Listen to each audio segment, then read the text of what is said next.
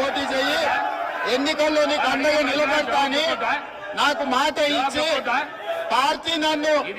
ఎంపీగా డిక్లేర్ చేసిన మరుక్షణం టీఆర్ఎస్ తో మాట్లాడుకొని పోయి టీఆర్ఎస్ లో చేరింది అధ్యక్ష. తమ్ముడిగా నన్ను పిలిచి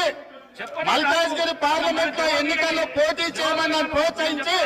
పార్టీ నన్ను ఎన్నికల్లో అభ్యర్థిగా నిర్ణయించిన తర్వాత కేసీఆర్ మాయ మాటలకు అధికారం కోసం